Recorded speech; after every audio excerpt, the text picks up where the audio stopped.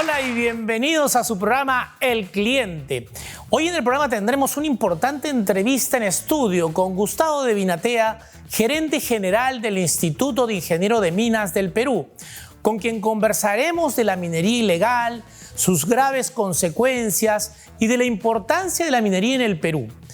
También nos iremos a Lurín a conocer al Grupo Hidráulica, un conglomerado con 33 años en el rubro de redes hidráulicas que nos invitó a conocer su planta y todos los procesos que forman parte del rubro de transportes de fluidos.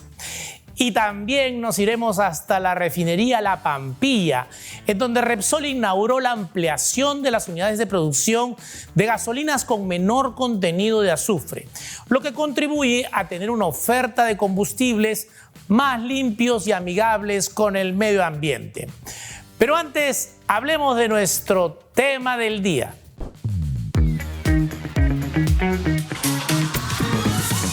El tema del día tiene que ver con la consecuencia económica de las empresas con respecto a la inseguridad.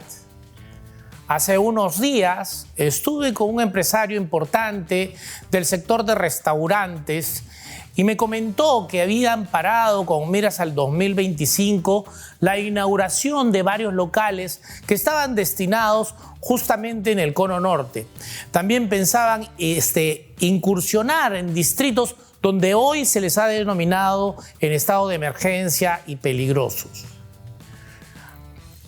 Realmente habría que analizar cuánto estamos parando el desarrollo del país con respecto a la inseguridad, qué es lo que se está haciendo y cómo podemos abordarla, cuáles son estos debates que deben haber en la televisión y cuáles son las recomendaciones de especialistas para llevar tanto al Congreso como a la Presidencia de la República algunas soluciones que tengan que generar con respecto a este tema de la inseguridad, que ya definitivamente lo habíamos hablado casi un año.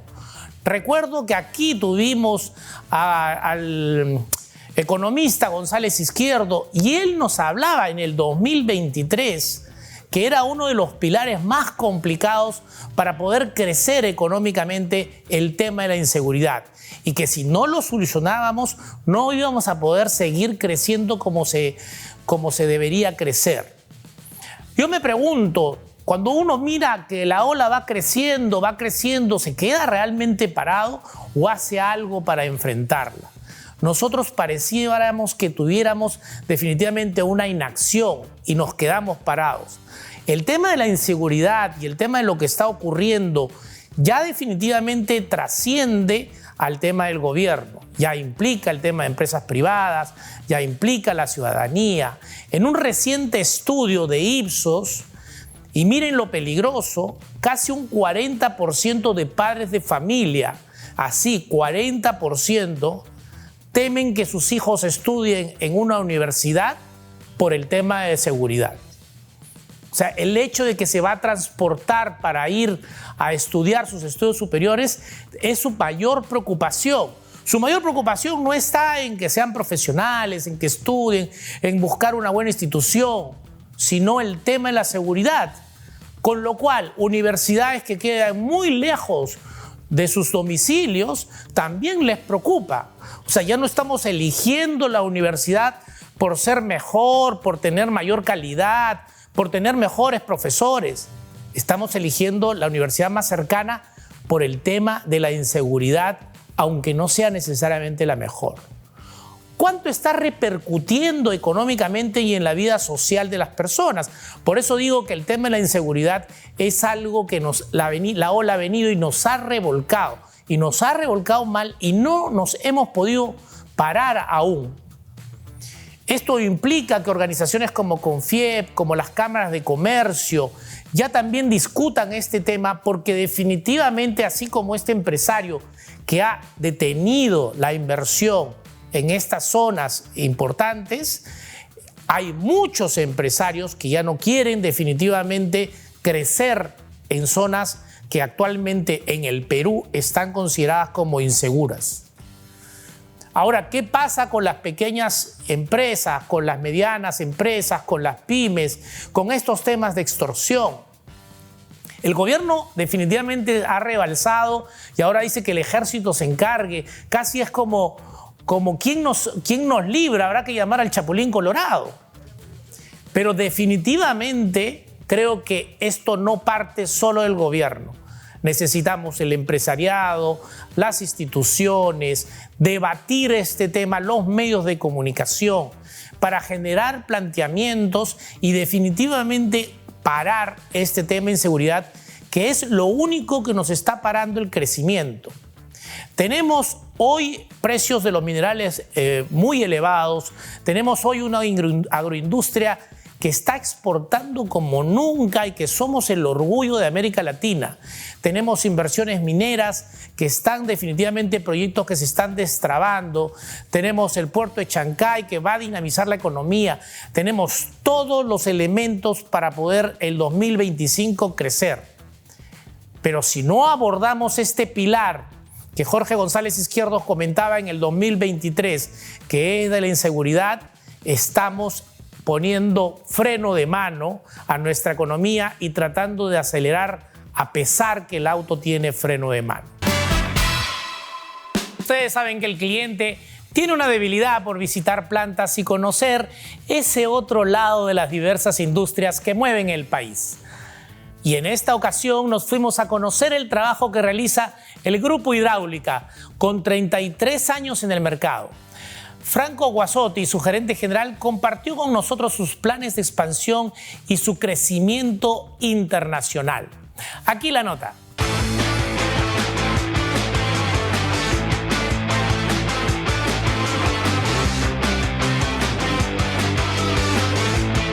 El día de hoy me complace presentar a Franco Guasotti, gerente general del Grupo Hidráulica. Nos encontramos en su planta, realmente contentos porque van por cumplir 33 años este gran grupo que hace mucho bien para todas las partes de industria minera, agroindustrial y muchas industrias más.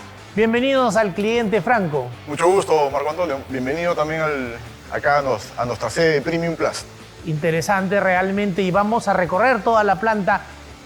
Normalmente nosotros nos dirigimos al B2C, pero tú eres una empresa más de B2B, como te decía, de grandes industrias. Correcto. El Grupo Hidráulica va a cumplir 33 años. ¿Qué significa eso para el Grupo Hidráulica? Bueno, para nosotros es una alegría muy grande. Digamos, somos un grupo peruano, ¿no?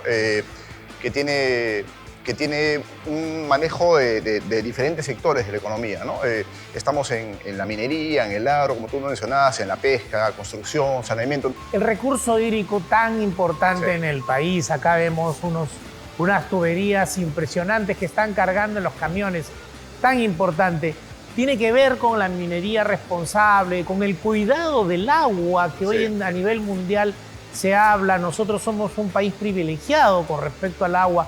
Ustedes son testigos de cómo se trabaja en la minería, en el agro. ¿Cómo puedes decir a nivel de diagnóstico sobre eso? Justamente eso es un tema muy importante porque somos, como tú dices, muy cercanos a la minería y somos testigos de que la minería formal siempre apoya, siempre trabaja muy formalmente en el cuidado del agua. Son muy responsables en todo aspecto y de alguna manera nosotros queremos contribuir a que esto se difunde un poco más, porque hay una percepción equivocada de la minería como contaminante y la verdad es que no lo es. En general nosotros como Grupo Hidráulica tenemos un propósito que lo hemos definido hace pocos años, que es básicamente llevar más y mejor agua a las personas.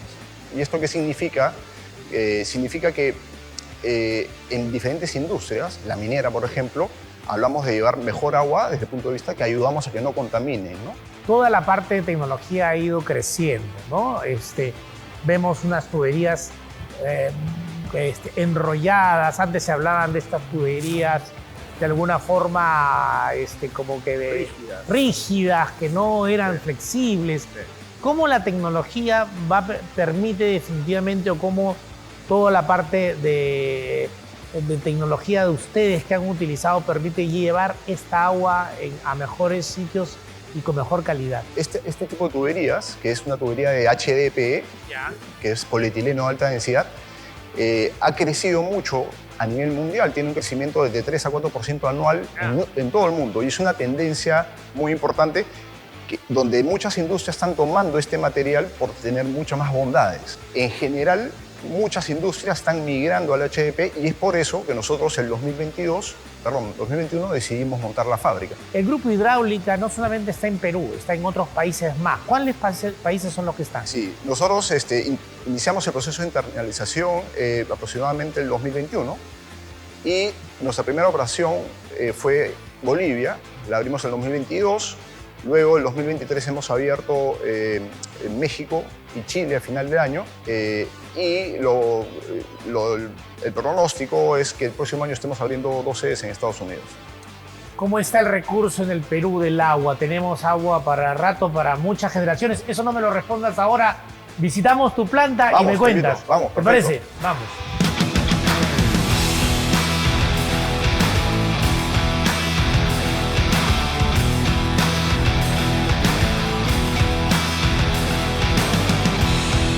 Franco, hablamos hace un rato sobre la importancia del recurso hídrico y Perú es uno de los países de mayor recurso hídrico.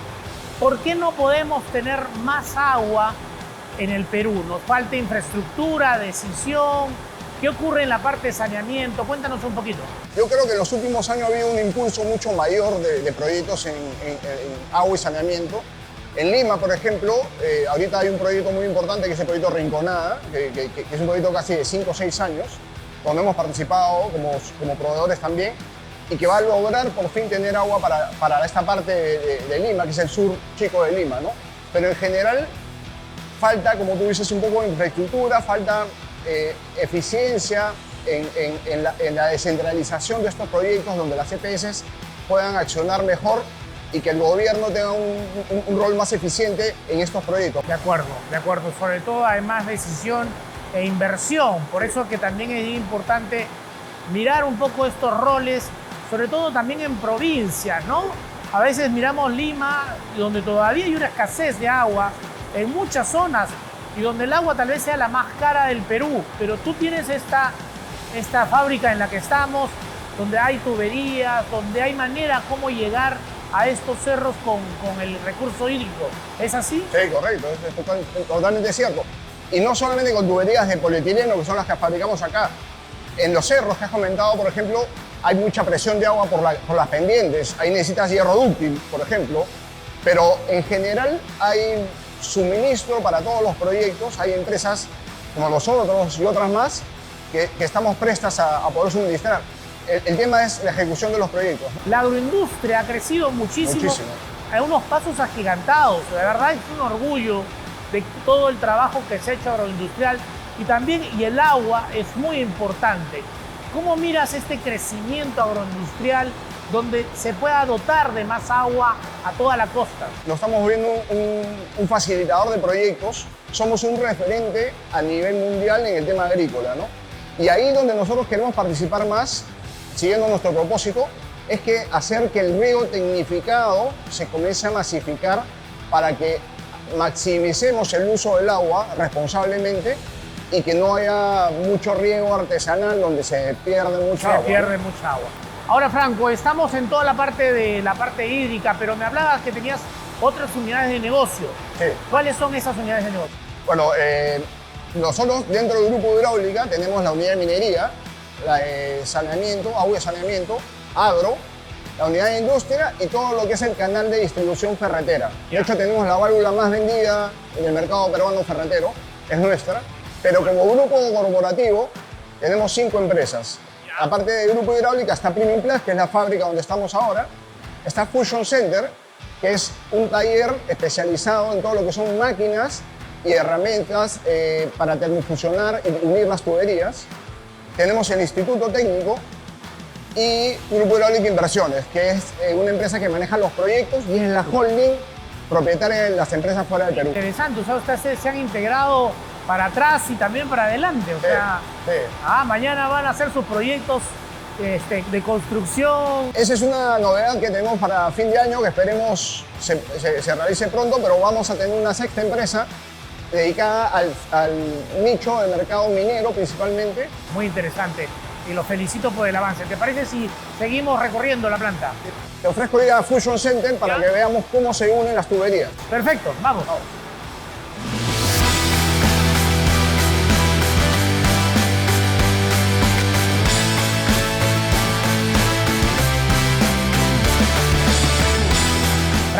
encontramos en los talleres de Fusion Center. Sí, este es uno de las sedes de Fusion. El grupo se configuró pensando en lo siguiente, ¿no? En una instalación, en una zanja de una instalación, se requieren algunos componentes claves para que la calidad de las redes sea la mejor. Buena tubería, que la tenemos con Premium Plus, los accesorios, que es la empresa original de Grupo Hidráulica. Luego tenemos las máquinas, que es lo que vamos a ver acá en Fusion Center. Justamente ahora vamos a ver un ejemplo de cómo se unen tuberías. Cómo se funciona. Correcto. Y el cuarto componente importante para que la calidad de las redes se asegure es que el operario esté bien capacitado. Entonces, nosotros en la configuración de las empresas tenemos todas las empresas que te he mencionado, pero adicionalmente hemos creado un instituto que se llama el Instituto Técnico Hidráulico, que es donde brindamos capacitación a los operarios de todas las industrias. Pero es un instituto orientado a los operarios y a los supervisores de obra, de tal manera que profesionalizamos un poco ese rubro de trabajadores que a veces pues, no hay estudios académicos. Y bueno, y que contribuyen además con la industria, porque pueden entrar otros exactamente, más, ¿no? Y pueden postular a otras posiciones con su cartón, etcétera, etcétera. O sea, estamos levantando un poco el nivel y la autoestima de los operarios, ¿no? Interesante. Y además que por ser un país minero, agrícola, como ya lo hemos hablado, que necesita tanta infraestructura, esta mano de obra tiene que ser calificada. Ahora, todo el tema que tiene que ver con todas tus líneas de negocios que me hablabas, ¿cuál es cuánto pesa tu primera línea de negocio? Hoy por hoy, el sector más importante es el minero. Sigue siendo el minero. En segundo lugar, en este momento está lo que es agua y saneamiento. Sin embargo, el que viene con mucha fuerza es el agro, ¿no? El agro. Franco, ¿cómo quieres tú mirar el futuro del país? Se vienen inversiones mineras que se están destrabando y que van a destrabarse, la agroindustria creciendo, en general los elementos de infraestructura, toda la parte hídrica que nos falta a nivel de la costa, una costa bastante árida. ¿Cómo tú miras esa proyección? Yo creo que el agro viene con mucha fuerza, hay muchos proyectos importantes Tú lo miras con optimismo. Sí, de muchísimas hectáreas por producir. Yo veo el 2025 por un lado positivo, por estas cosas que te digo.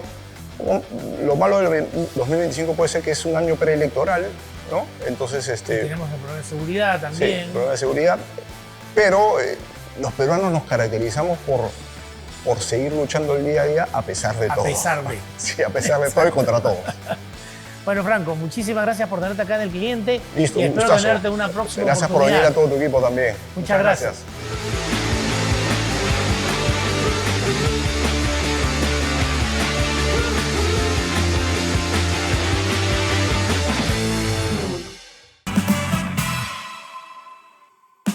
Ahora vámonos al pulso del mercado.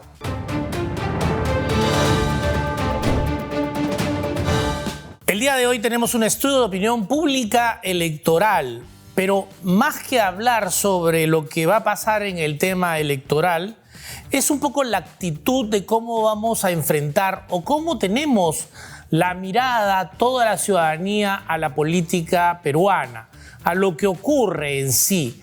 Cada vez que nos acercamos a un proceso electoral como el del 2025, empezamos a preguntarnos quién va a ser el candidato, qué ocurre, cómo va. Y creo que hoy ya deberíamos estar todos comprometidos para examinar a esta persona y no volver a repetir los errores del pasado. ¿Y qué pasa con el interés de informarse sobre la política? Según este estudio, el 43% de las personas le interesa poco. Y eso es grave, porque es un porcentaje alto. 43% le interesa poco, 28% no le interesa. Si sumamos estos dos indicadores, estamos hablando más del 70% de gente que no le interesa informarse sobre la política.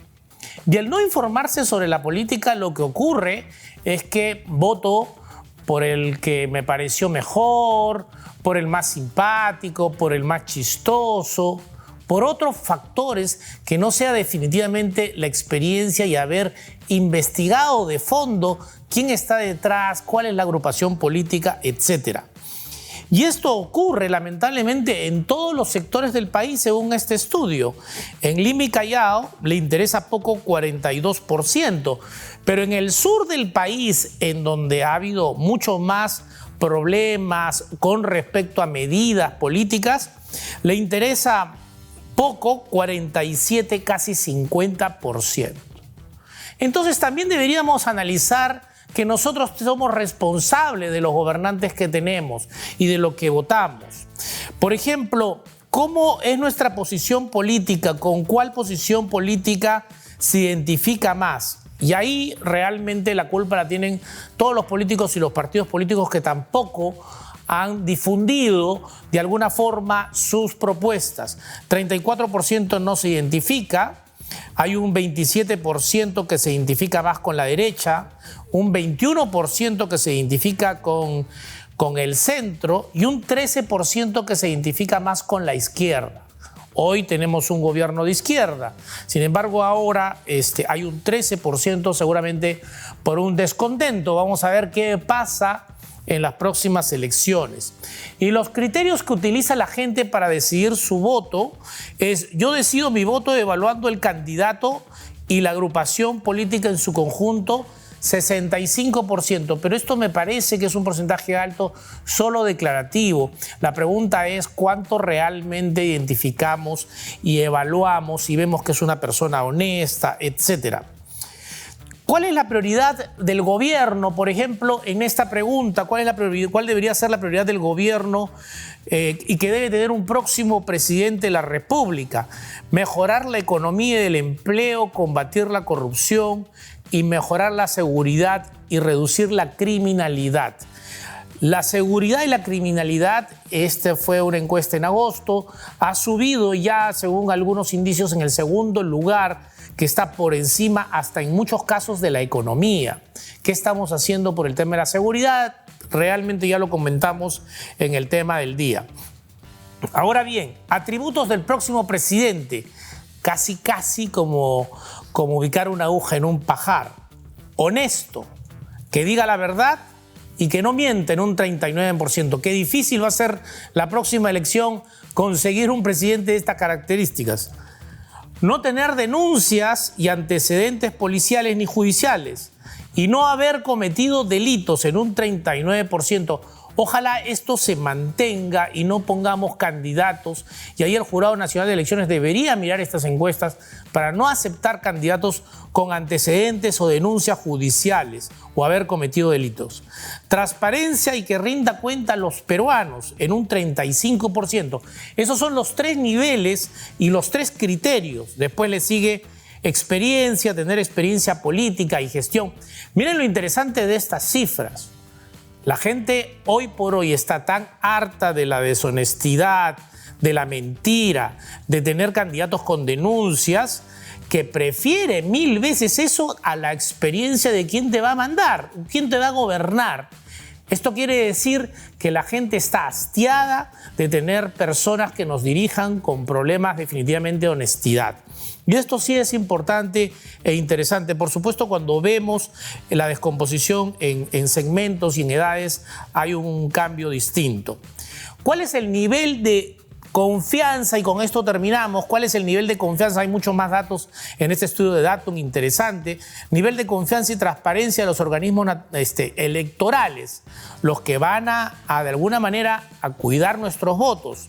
63% de la ciudadanía no confía en los organismos electorales y 5% no sabe. Quiere decir que casi un 70%, prácticamente si sumamos el no sabe, de las personas no confían en los organismos electorales. Solo un 32% confía. Y esto, si lo llevamos a las regiones, en el sur hay un 68% que no confía, ¿no? Complicado realmente. Después hay intereses en los procesos, agrupación política, métodos de votación y una serie de elementos más en este estudio de Datum interesante que de alguna manera nos abre el tema de opinión pública y nos abre de alguna forma el contexto de qué es lo que la ciudadanía está pensando con respecto a un buen candidato, que sea honesto, que no mienta fundamentalmente y en tercer lugar que tenga experiencia. El día de hoy me complace presentar a Gustavo de Vinatea. Él es gerente general del Instituto de Ingenieros de Minas del Perú. Y realmente para mí es un placer tenerlo acá en El Cliente. Bienvenido, Gustavo. Gracias a ti, Marco Antonio, por la invitación. Somos un país que deberíamos ser muy orgullosos de ser mineros, ¿no? Es como que mañana más tarde en Arabia o en otros países petroleros no sientan orgullo de ser petroleros. Pero algo pasa con la ciudadanía, o en todo caso, hablando del marketing, no hemos hecho tan buen marketing con respecto a ser un país orgullosamente minero. ¿Tú qué opinas? Correcto, y has tocado un tema muy importante, ¿no? Que es el tema de la formación, de la visión que tenemos los peruanos de qué tipo de país queremos para el futuro. Y efectivamente, yo soy un convencido que la minería es un motivo de gran orgullo. Lamentablemente creo que el mal marketing, ¿no? Antiempresa o antiinversión, nos ha sesgado muchos años. Yo recuerdo cuando era estudiante en el colegio, ¿no? Una visión ideologizada que nos hace no valorar lo que tenemos, ¿no? Y hoy día la minería, creo que con la tecnología, con los desarrollos, puede desarrollarse en un nivel en el que se respete el medio ambiente, se respetan a las comunidades y los peruanos podemos ver desarrollar nuestro país sin tener ningún problema para el medio ambiente, por ejemplo, pero con un desarrollo para todos. Tú comentaste en un artículo justamente del Instituto de Ingenieros de Minas con respecto a unos proyectos que se habían destrabado, que con miras al próximo año, al 2025, oscilaban en unos 5.000 millones de dólares, pero que en el 2024 estábamos terminando también con unos proyectos alrededor de estos 5.000 millones. Cuéntanos un poquito de eso. A ver, nosotros tenemos una cartera de proyectos actualmente con cifras del Ministerio de Energía y Minas. Son 51 proyectos que están listos entre la etapa, digamos, conceptual, prefactibilidad, factibilidad, ingeniería de detalle y ejecución. Están entre esas etapas 51 proyectos mineros.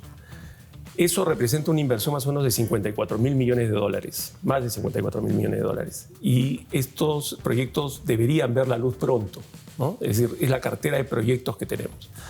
Sin embargo, tenemos una cartera de exploraciones también de 71 proyectos de exploración, por una cifra de 644 millones de dólares. Y estas dos cifras deberían hacernos reflexionar sobre que la gran oportunidad que tenemos, claro, ¿no? Para ponerlas en valor, para ponerlas en ejecución, darles mayor facilidad para la exploración y verlos realizados en bienestar para los peruanos. Es una cartera muy envidiable. Creo que Perú es un país polimetálico, ¿no? Tenemos una gran diversidad de metales, pero hay otro tema que es muy importante, Marco Antonio. La minería es un tema de oportunidad, ¿no? Es una actividad de alto riesgo, pero de ventanas de oportunidad, ¿no? Y hoy día el Perú tiene 8 de los 17 minerales críticos para la transición energética del mundo. Es decir, el mundo se está moviendo hacia una transición de petróleo y combustibles fósiles, ajá, hacia energías renovables y energías limpias. Esa transición energética requiere metales y ya se han identificado 17 metales críticos en el mundo que esta transición va a requerir. Los países más avanzados en esta transición están tratando de asegurarse la provisión de estos minerales. Definitivamente, por ejemplo, hemos firmado un memorando de entendimiento con Estados Unidos para provisionar estos minerales críticos a este país. Y eso nos abre una gran ventana de oportunidad. Es decir, el cobre, por ejemplo, que encabeza la lista de minerales críticos. El cobre, perdona que te interrumpa, justamente iba a decir que entre los proyectos, más del 61% de los proyectos son de cobre. Son de cobre. ¿No? Correcto. Y el cobre siempre se ha asociado más a Chile que a Perú. Pero nosotros hemos, en los últimos años, crecido mucho en el tema de producción de cobre, ¿no es cierto? Correcto. Los principales proyectos de exploración, los principales proyectos que están para ejecución son de cobre. seguidos de oro, y esto tiene mucho que ver con el precio de los metales, ¿no? El precio del cobre, el precio del oro están experimentando récords, ¿no? Históricos. Exacto. Y se prevé que va a seguir en ascenso, ¿no? Entonces, O sea, tenemos que aprovechar esta esta oportunidad. oportunidad. ¿no? El cobre, te decía, el cobre es el principal mineral crítico de la lista de 17, y el Perú tiene la segunda reserva mundial de cobre en el mundo. Y Caramba. es el segundo productor de cobre en el mundo. Entonces, no es poco lo que tiene el Perú, hablando de cobre, ¿no? El problema es que nosotros ya hemos tenido ventanas de oportunidad que no las hemos sabido aprovechar, ¿no? Y acá creo que vale la pena que la gente joven entienda, conozca esto, porque ya nos ha pasado en el pasado, ¿no? Nosotros hemos tenido ventanas de oportunidad con el caucho. Recordemos que el petróleo tiene ya los días contados de valor, va a ser reemplazado, y hay países que han decidido sacar todo el petróleo que tienen. Han desarrollado nuevas tecnologías, están extrayendo de todas las formas hasta la última gota de petróleo. Porque en unos 20 años se calcula que el petróleo ya no va a tener ningún valor. El valor que tiene. Entonces nos vamos a quedar los peruanos con todo el petróleo de la Amazonía, con un oleoducto construido que no transporta sin haberlo utilizado, y con una refinería Talara recientemente inaugurada que es capaz de procesar los petróleos pesados de bajo valor de nuestra Amazonía, pero que fue diseñada justamente para procesar esos hidrocarburos, y nos vamos a quedar con toda la infraestructura sin haber sacado el petróleo. Entonces, que eso no nos puede ocurrir con la minería, con el cobre y con los 8 metales que producimos. Yendo al ciudadano de a pie, a las zonas donde tenemos más producción, estamos hablando de Cajamarca, estamos hablando de Moquegua, estamos hablando de Arequipa, ¿no? Estamos hablando básicamente de la sierra, en donde hay más convulsión y donde definitivamente hay más oposición en la minería, porque hay como que la minería responsable, que es la actual, la que definitivamente hay que prevalecer, ¿no? Hoy por hoy tiene todos los mecanismos que tienen que ver con el cuidado del medio ambiente, con el cuidado del agua, y es este marketing que habíamos hablado del principio ha sido mal trabajado porque se piensa que hay una incompatibilidad entre la minería y la agricultura, cuando es todo lo contrario, cuando la minería y la agricultura pueden ir de la mano de manera responsable. ¿Tú cómo ves este posicionamiento y esta lucha? Porque también, perdóname que me extienda en la pregunta, hay una realidad, el canon minero llega a las regiones, pero las regiones no saben cómo invertirlo, no tienen la capacidad. Con lo cual, claro, el ciudadano a pie dice, ¿para qué me sirve la minería? ¿No? Entonces, ¿cómo ves toda esta problemática? A ver, te comparto un poco. Yo he sido 12 años funcionario público, he asesorado a varios gobiernos. O sea, tú has estado en el meollo de Estaba al otro lado del mostrador, estaba en empresas mineras y ahora me siento en el medio, en un instituto que no es ni una empresa, pero tampoco es el sector público, pero sirve de bisagra a ambos mundos. La próxima semana estoy viajando a Australia, por ejemplo. ¿No? Vamos a hacer este viaje para participar en una convención minera, pero también para tomar contacto con el gobierno australiano, porque Australia es un ejemplo extraordinario de un país que logró saltar al desarrollo en base a industria minera. Y ese modelo de desarrollo es un modelo que debería seguir el Perú. Nosotros tenemos más recursos que solo la minería. Claro, pero ellos, centrándose en la minería, lo lograron. Y tiene que ver mucho con esto que has mencionado tú. La minería dinamiza toda la economía de un país. O sea, alrededor de la minería se generan industrias pequeñas que van proveyendo de servicios, de bienes a la minería. Totalmente. Y uno de ellos es la actividad económica agrícola, agropecuaria. Es decir, donde hay desarrollo minero, toda la economía se dinamiza, y la agricultura y la agropecuaria es una de las industrias que también se dinamiza. También está la parte de la no tan buena, por decir así, que es la minería ilegal. Y esa sí depreda, esa sí contamina, esa sí no paga canon minero, no paga ningún recurso. ¿Qué hacer con respecto a la minería ilegal? Porque creo que en el Congreso se está discutiendo una serie de normas, pero hasta ahora que no salen, ¿no? La minería ilegal hoy representa la actividad ilícita más importante del Perú. Hasta más que las drogas. Ha desplazado al narcotráfico. ¿no? Increíble. Se espera que este año la minería ilegal va a mover más de $4.000 millones. Qué impresionante. Entonces, ha desplazado como actividad importante al narcotráfico, siendo que el narcotráfico se apoya en la minería ilegal para lavado de dinero. Tal vez este caos de inseguridad es propiciado, posiblemente, no lo sé. Totalmente. La inseguridad ciudadana que estamos viviendo hoy es por la corrupción que genera una actividad ilícita, que por los precios del oro está teniendo una gran cantidad de poder económico para corromper, para desinstitucionalizar al Estado peruano, y una de las facetas donde uno los percibe, el ciudadano de a pie lo siente, es en la inseguridad ciudadana. No está desconectada el poder de estas organizaciones criminales con la inseguridad que sentimos los ciudadanos en la ciudad. ¿Por qué? Porque justamente son lazos que se crean de la criminalidad, de una criminalidad organizada que va corrompiendo al Estado, que va debilitando en sus instituciones y que finalmente a los ciudadanos nos genera inseguridad. La exministra de Desarrollo e Inclusión Social, Paola Bustamante, el otro día comentó a través de un estudio que han realizado en Vidensa cómo esta inseguridad, por ejemplo, se traduce en desaparición de menores, muchas de ellos mujeres, ¿no? En las ciudades. Y esto tiene que ver con esta criminalidad que no solo genera minería ilegal, sino también corrupción, trabajo infantil, trata de personas. O sea, se extienden estos tentáculos. Y esta actividad, lamentablemente, es muy difícil de controlar. ¿Qué es el REINFO?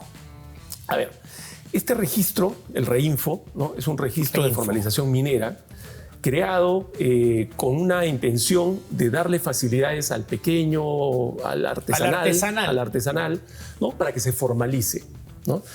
Lamentablemente, la formalización minera es compleja, es un proceso, digamos, no es fácil de hacer. Y como un péndulo, ¿no? Ante la dificultad por formalizar a los pequeños productores, se creó el REINFO, y el REINFO tiene una serie de características. Por ejemplo, que basta con que tú te registres, te inscribas, para que ya puedas operar, cosa que nunca debía permitirse.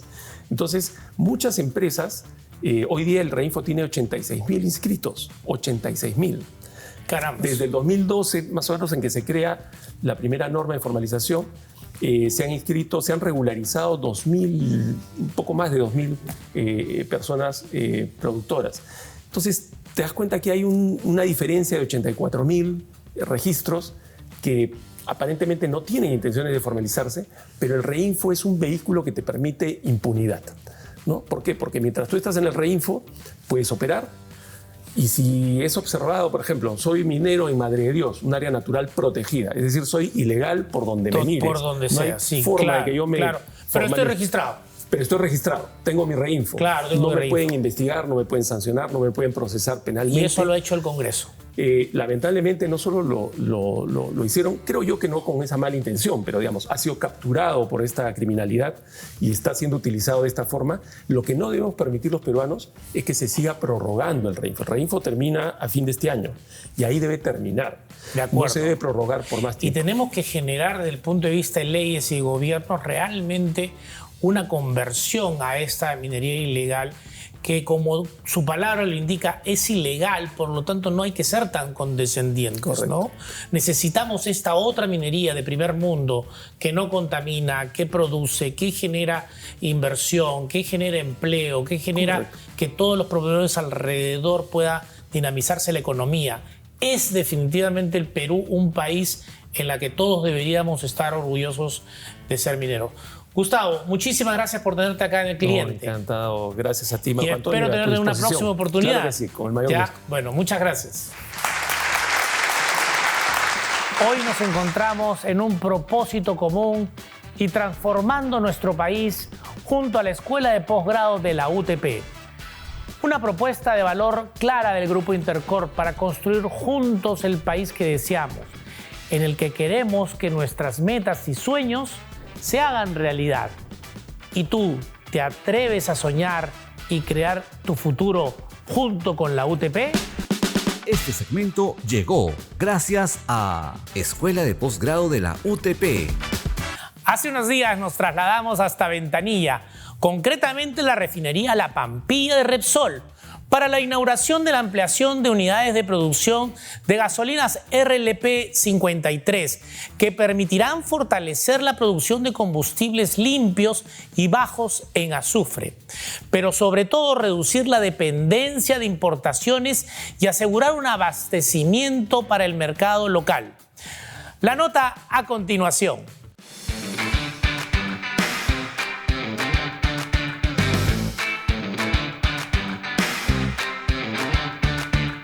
El día de hoy me complace presentar a Luis Vázquez Madueño, director de Comunicaciones y Relaciones Institucionales de Repsol.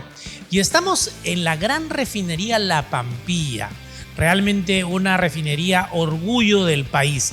Cuéntanos este hito que significa realmente esta ampliación, que es tan importante para el país, por lo que implica el combustible, la gasolina, el proceso, la calidad, el tema de la contaminación. Cuéntanos un poco sobre esto. Sí, hoy estamos muy contentos de esta inauguración. Realmente empieza el proceso con las plantas de desulfurización de combustible que empezamos a inaugurar en el año 2016. Refinería La Pampilla, a partir del año 2016, comercializa combustible bajo en azufre. En el 16 comenzamos comercializando el diésel y en el 2018, inauguramos la planta de gasolinas de bajo azufre. Y estos combustibles son los que son mucho más amigables con el ambiente porque tienen menos contaminantes, menos azufre, menos nitrogenados, menos partículas contaminantes, etc. Hoy lo que hemos concluido es una ampliación de la producción. Estamos ampliando nuestra producción en un 20%. Y esto se debe a que hemos visto que después de la pandemia el mercado peruano ha venido incrementando su demanda de gasolinas. En total, aproximadamente Repsol ha invertido cerca de 7.000 millones de soles desde que está en la planta de La Pampilla, aproximadamente. En la refinería sí. En la refinería se han invertido desde que entramos en operación de la refinería, que fue en el año 1996, un aproximado de 7.000 millones de soles. En total, en todos los negocios que el grupo tiene en Perú, porque no solamente tenemos la refinería, tenemos las cadenas de estaciones de servicio, estamos en la producción de gas, estamos operando un lote cerca a Camisea que contribuye a la producción de gas en el país. En total, el grupo en Perú ha invertido cerca de $4.000 millones en los distintos negocios, donde está incluido estos 7.000 millones de soles que hablamos de ellos.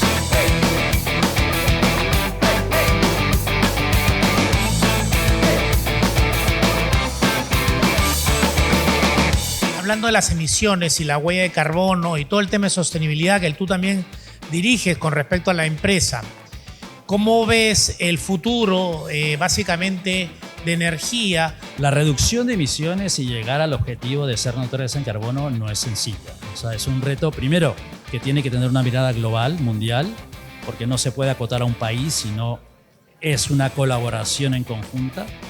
Es muy compleja porque hay que apostar no solamente mucho capital, sino hay que apostar mucha innovación, hay que apostar mucho en innovación en eso. ¿Qué vemos?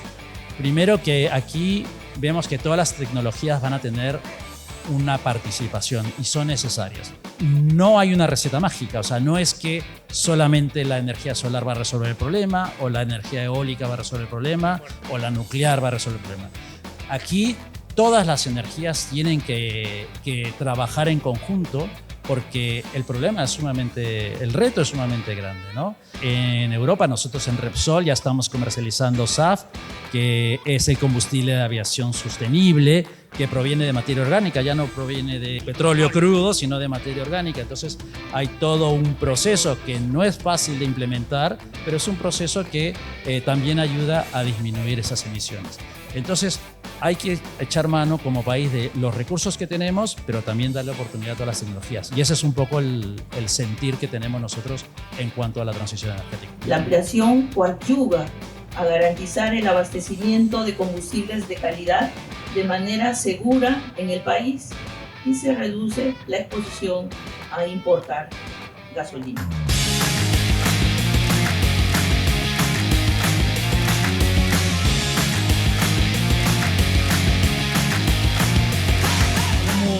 el tema de la renovación del parque automotor, de todos estos autos o camiones que tienes buena energía o buena con buen combustible, pero lamentablemente el parque no necesariamente es el mejor.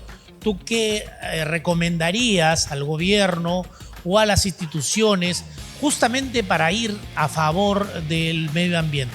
Hay que apostar, hay que incentivar, hay que motivar, no hay que limitar, sino hay que motivar cambio de parque automotor, hay que buscar formas de que los consumidores puedan renovar su parque automotor.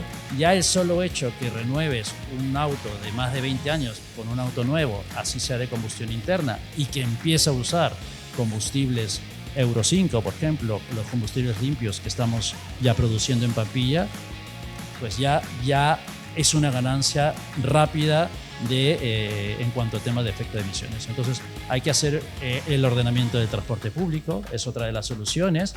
5 combis se pueden reemplazar por un bus a gas. Exacto. Y que pare en cada 6 cuadras, no que pare cada cuadra, entonces se reducen emisiones con paraderos. Todo eso reduce emisiones. Yo creo que hay medidas que podemos tomar y que el gobierno puede tomar que pueden dar resultados mucho más rápidos y sin dejar de pensar en el largo plazo. Perfecto, te agradezco muchísimo haber estado acá en el programa El Cliente y espero tenerte en una próxima oportunidad. Y muchas gracias por esta ampliación y por apostar por el país para lo que es el combustible, un combustible renovable, que cuide el medio ambiente, para la protección de todo este ambiente tan bueno que tiene el país.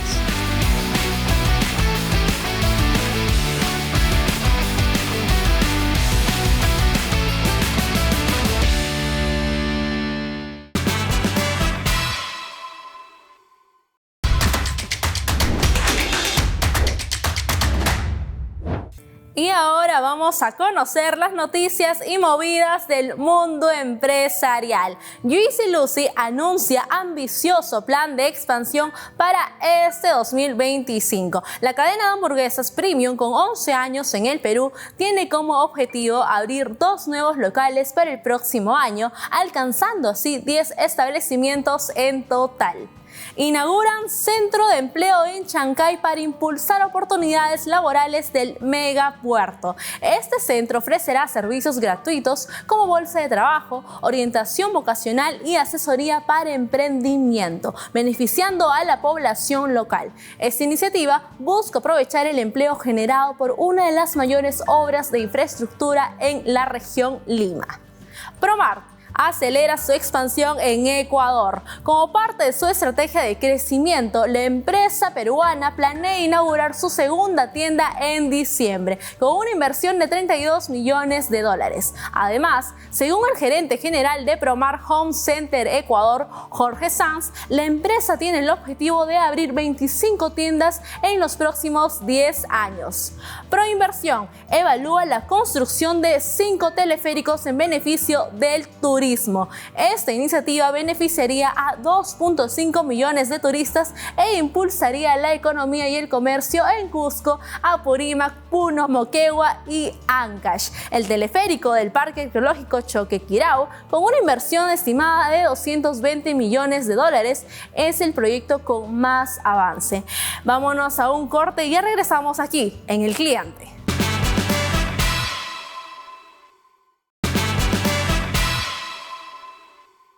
Se nos acabó el tiempo. Muchísimas gracias por seguirnos por nuestras redes sociales y les pido suscribirse en el canal de YouTube elcliente.tv. Ahí tenemos las secciones más cortas y tenemos también todo el programa y podrán no perderse definitivamente todas las ediciones de su programa El Cliente, que busca poner un granito de arena mostrando las buenas prácticas del empresariado peruano. Ahora bien, como siempre, quiero recomendar un libro que es Marketing de Contenidos. Este es un libro interesante porque es el arte de crear el público para tu producto o servicio. O sea, no es el contenido para el público, sino crear el público para tu producto o servicio. ¿Cuál es ese público a nivel de segmentación que definitivamente necesita tu producto o servicio? Interesante este libro. No se olviden de seguirnos todos los sábados a las 7 de la noche aquí en Canal N y repetición los domingos a las 11 de la mañana y a las 11 de la noche. Nos vemos el próximo sábado aquí en su programa El Cliente. Este programa llegó gracias a... Cámbiate a la nueva fibra Movistar y llévate un bono de 1000 megas por 6 meses. Escuela de Posgrado de la UTP.